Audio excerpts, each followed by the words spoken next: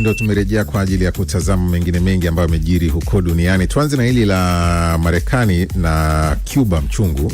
Kwa nakutania hapo kwamba Marekani anataka kuinyakua tena Cuba kwa dalili zilizopo. Sasa ukitazama taarifa ya jana, ni Marekani imemshtaki kiongozi wa zamani wa Cuba Raul Castro kwa kupanga kuwaua raia wa Marekani na makosa mengine yaliyotokana na kuangushwa kwa ndege nchini, ndege mbili zilizokuwa zikifanya safari kutoka eneo la Florida hadi Cuba.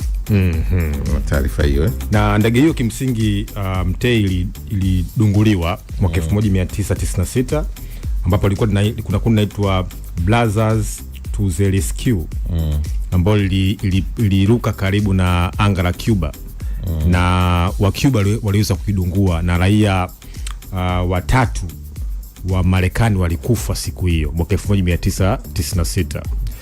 Yes, na kipindi hicho kumbuka Raul Castro ndo alikuwa waziri wa ulinzi wa nchi hiyo. Kwa sasa anataja kwamba alikuwa ni sehemu ya kupanga ilo mpango wa kuweza kuidungua ndege na kuweza kusababisha mauaji katika wa raia wa Marekani. Sasa kumbuka hii kesi ni ya kipindi kirefu na ya kihistoria, lakini rais wa nchi hiyo wa Cuba anasema kwamba hiyo imekuwa ni kama ni hoja tu za kisiasa.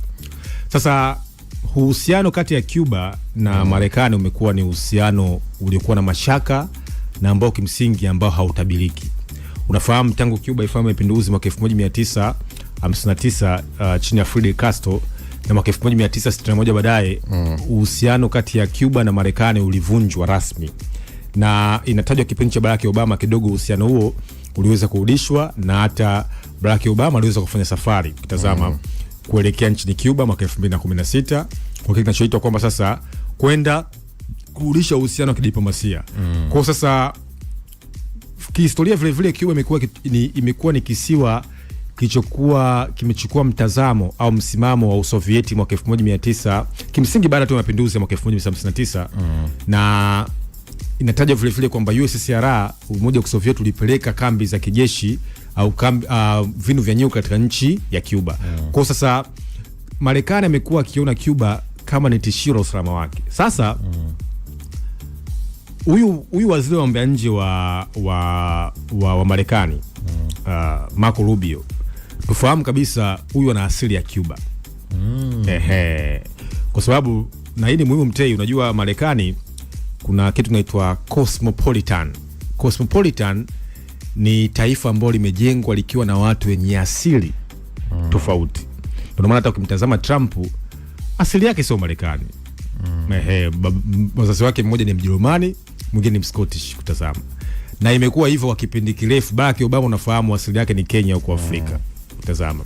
Na viongozi wengi wamekuwa na asili ya Uingereza au Uyahudi. Kwa hiyo dhana inaitwa cosmopolitan.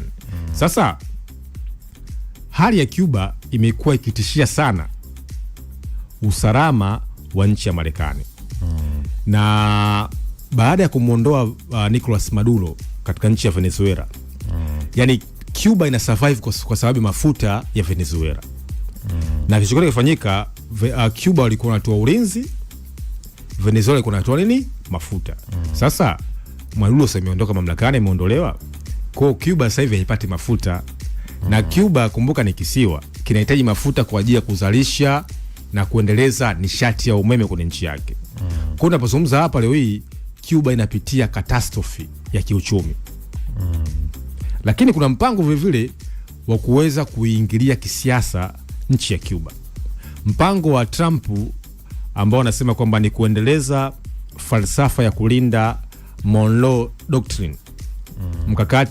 Mkakati wa kisiasa au sera mambo ya nje ambao ulipitishwa na Rais Monroe ni kwamba ni kuendeleza na kurudisha udhibiti wa maeneo yetu ya kimkakati katika ukanda wa Western Hemisphere. Ikiwemo Colombia, Venezuela, visiwa vya Caribbean, Barbados kutazama na nchi ya Cuba. Sasa huyu Marco Rubio amekuwa akitoa matamko makali sana kwamba Cuba lazima iweze kufanyiwa mageuzi.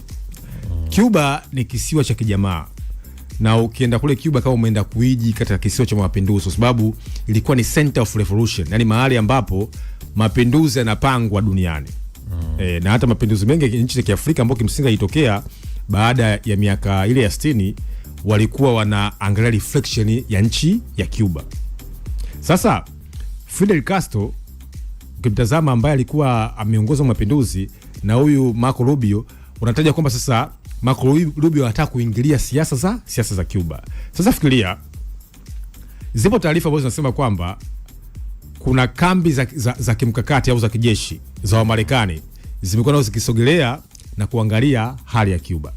Trump alikuwa anasema wazi kabisa kwamba kama Cuba wasipokaa vizuri, nitaweza kuingilia kijeshi nchi ya Cuba. Na mwenyewe kwa anasema wazi kabisa kwamba make Cuba great again, make Greenland great again.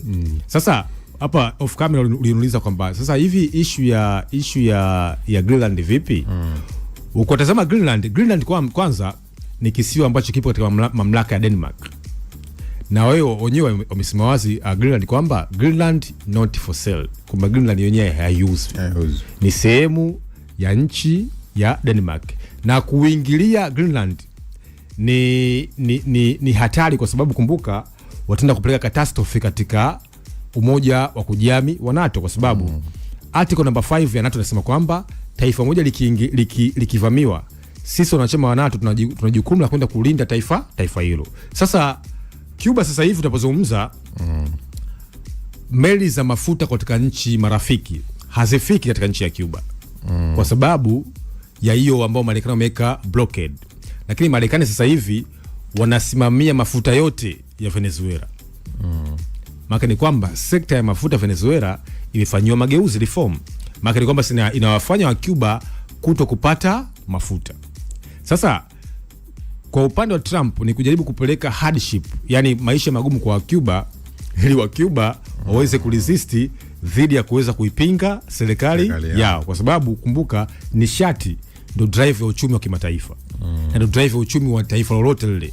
Kama mna nishati, maana hakuna uzalishaji, hakuna maisha, hakuna ustawi, hakuna kuinuka kwa kiuchumi. Kwa sasa hiyo kesi vile inatajwa ni mwanzo mpya wa kuingilia Cuba kisiasa. Kama vile ambavyo Maduro aliambiwa kwamba wewe unadhamini cartel, yale magenge ya wahalifu. Lakini hoja ilikuwa ni kudhibiti mafuta ya Venezuela, na hoja sasa hivi ya Cuba, kwa sababu Cuba kimkakati inaiangalia Marekani hii hapa.